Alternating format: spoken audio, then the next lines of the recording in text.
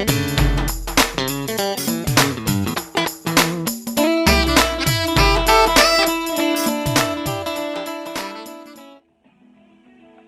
to the fourth edition of the Historical Nugget Show. I am your host, Pastor Jonathan Dubose Jr., better known as the prophesying guitarist. In 1978, I graduated from high school, and a week later, I was laying in bed. My mother came and woke me up, told me that I had to get a job. So I left and enlisted into the Army, only to find out that I was rejected because they had too many people that had enlisted in that year. So I went to college, and after my first semester in college, my music teacher told me that my kind didn't belong there. He says I didn't need education, but I needed experience. And he told me to go on the road.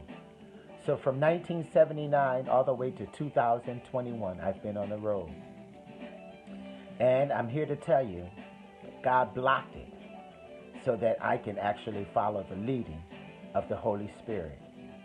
Here's another story pertaining to someone that had been rejected for a greater goal. Check it out.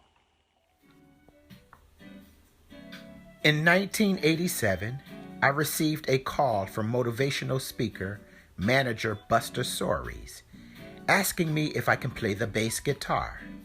I responded by saying yes. The next day, he flew me to Detroit, Michigan. There, I met keyboardist Jeffrey LaValle, guitarist Mike E. Wright, drummer Michael Williams, and bassist Fred Hammond, all who auditioned for the First Lady of Contemporary Gospel, Lady Tremaine Hawkins.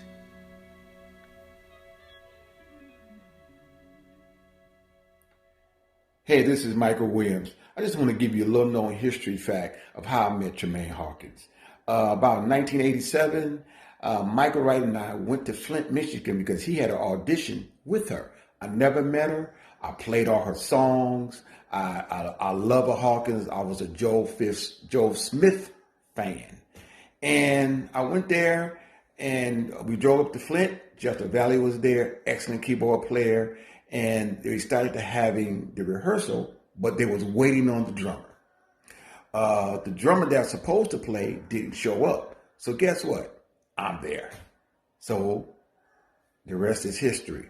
I played. The key thing is I knew all their songs. I knew all Tremaine's songs. I practiced those songs all the time. So I got the gig. I was geeked about getting the gig. So here's the key part. We had no place to rehearse after that. So I suggested my house, since we had rehearsals with other groups and things. I said, let's do my house. And I said, let me ask my mom. I told my mom. She didn't believe me. And then my brother didn't believe me. And so they said, fine. They thought they was just pulling my leg. So I got there, and Tremaine came. He was all shocked. My brother started calling people and things like that, like Tremaine Hawkins is here. So we went down there to rehearse. Yo, this is your boy Mike E, the mask advocate for the COVID-19. We're going to get rid of that in a minute. But Tremaine was going solo with the Fall Down album, and she wanted a band that played and sang. And the word got out that Commission was that band that played and sang. Well, really, Fred was the only one that played and sang, but we were self-contained. So the connection was made between Fred and Gloria. They were talking, and next thing we know, Tremaine is coming to town for an audition to hear us. Now, I studied the stuff on a little micro cassette player, and I learned everything I could possibly learn. Jeff LaValle was the musical director. We rehearsed with him twice before she got there. Gino Parker was on the drums. When she got there, though, she came down in the basement, and she wasn't really happy with what she was hearing from the bass side. And I'll just leave it at that. So the next night when we came back, Johnny got a call that morning from Buster Soaries to fly to Detroit, and we didn't know it. So Tremaine, we got the rehearsal, same thing was happening. And Tremaine said to Gloria, go get Johnny out of the car. And oh my God, did everybody in there freeze, because they thought I was the one. So I started taking my guitar off and everything. And she was like, no, Mike. I want Johnny to play the bass. And everybody was like, oh my God. So Johnny came in, borrowed Fred's bass, played the bass part with a pick. Michael Williams just happened to know Tremaine's stuff because he practiced with it, the records or whatever. So since Gino didn't make it, Gloria asked Mike, did he want to go? And he said, yes, of course. So they changed his ticket at the airport the next morning. The next day we left and went to East Orange, New Jersey, and did the first show for the Fall Down Tour, Tremaine Hawkins. And we also shot the first video, which was Morning Time, from one of the first gospel videos to ever be on MTV. So that's a quick version of how we got together. Hello, my name is Jeffrey LaValle, and I'm supposed to tell you how I got the hookup serving as Tremaine Hawkins' accompanist. She wanted to put together a band, so Gloria got in touch with a few folk, and at that time the people that they had contacted were Fred Hammond and Michael Williams, who was part of Commission, and they were getting their role on right around the same time, and Mike Wright. The only one of the three that I knew was Mike Wright. We went back many years from his days at Miller Memorial. I'll never forget the first rehearsal.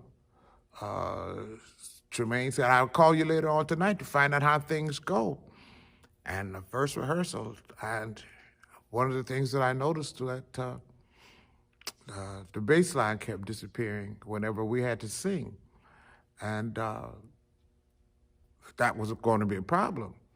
And I didn't want to seem like I was being a snitch, because Fred was really good at playing that bass, and he still is one of the best when it comes to playing the bass guitar. But I didn't want to seem like I was a snitch, so when Tremaine called and she asked, I was like kind of hesitant in answering, and she felt that. And she told me, be honest with me. And I told her that it seems like every time we started singing, the bass line would disappear. And I have to be honest with you, I am not the world's greatest singer, but I can hang in some background all day. So the next day, they called Jonathan Dubose. Gloria called. And Jonathan was on a flight on his way to Detroit to rehearse with us. Never met him, never saw him, had heard of his work and heard of him. Didn't know he was crazy, but he was going to play the bass. I knew him from playing guitar. And spectacular. And I mean, we hit it off right away. Mike Williams and Mike Wright and I, we hit it off. We did pretty good together. Jonathan and Mike Wright and I sang and played at the same time. I remember the day that we locked, and we knew it. We were in Providence, Rhode Island, at the university, and we were singing, Jesus, I Love You. And we all felt when we actually locked. We had done several shows, and they weren't bad, but we weren't quite locked as we should have been. But I'll never forget that show. In the middle of the vamp of Jesus, I Love You, something just clicked. And we all looked at each other and said, this is it. We got it. We had it.